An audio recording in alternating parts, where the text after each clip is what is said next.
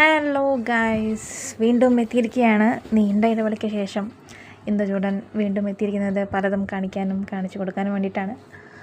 അപ്പം ഇന്നത്തെ ടോപ്പിക്കായി വന്നിരിക്കുന്നത് നമ്മുടെ കോഴിക്കോട് ഇലക്ഷൻ എടുത്തിരിക്കുകയാണ്. അപ്പോൾ അതിൻ്റെ കലാശക്കൊട്ട് ഞാനും വർക്ക് കഴിഞ്ഞ് വരികയായിരുന്നു കേട്ടോ. അപ്പോൾ അതിൻ്റെ ഉള്ളിലാണ് ഇങ്ങനെയൊരു സംഭവം കിട്ടിയത്. അപ്പോൾ പൊതുവേ കലാശക്കൊട്ടെന്ന് പറയല്ലാണ്ട് എനിക്ക് ആദ്യമായിട്ടാണ് കേട്ടോ അത് അനുഭവപ്പെട്ടത്. അങ്ങനെ ആ ലൈഫിൽ ആദ്യമായിട്ട് നമ്മുടെ പാർട്ടി ബേസിലുള്ള കലാശക്കൊട്ട് കാണുന്നതാണ്. അതും ഒന്നും രക്ഷയില്ലത് കേട്ടോ. ഒരുമാതിരി എന്താ പറയുക, ഒരു തരം ആവേശമാണ്. ഒരു ഭാഗത്ത് നോക്കിയിട്ടുണ്ടെങ്കിൽ LDF ആണ്, അപ്പുറത്ത് നോക്കിയിട്ടുണ്ടെങ്കിൽ BJP, തൊട്ടപ്പുറത്ത് തന്നെ കോൺഗ്രസ്സും ഉണ്ട്. ഈ മൂന്ന് പാർട്ടിക്കാരും ഒന്നിനു ഇഞ്ചോടിഞ്ച് പോരാട്ടം എന്നൊക്കെ പറയാറില്ലേ, അതുപോലെയായിരുന്നു. ഓരോ പാർട്ടിക്കാരും അവരുടേതായ രീതിയിലുള്ള കലാശക്കൊട്ട് കാഴ്ചവെച്ചിട്ടുണ്ട്.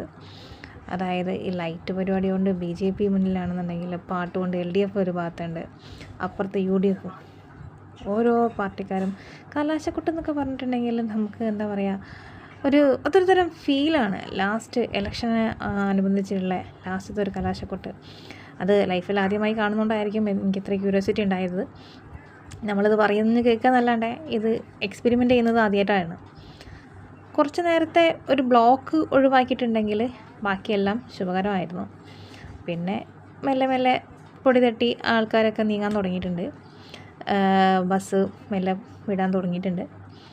അപ്പോൾ ഇന്നത്തെ പരിപാടി കഴിഞ്ഞു. ഞങ്ങൾ കയറിയ ബസ് മെല്ലെ നീങ്ങാൻ തുടങ്ങിയിട്ടുണ്ട്.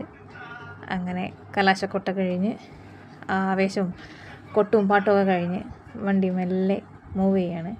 എന്തായാലും ഏതെങ്കിലും ഒരു പാർട്ടി വിജയിക്കുമെന്ന് ഉറപ്പുണ്ടല്ലോ.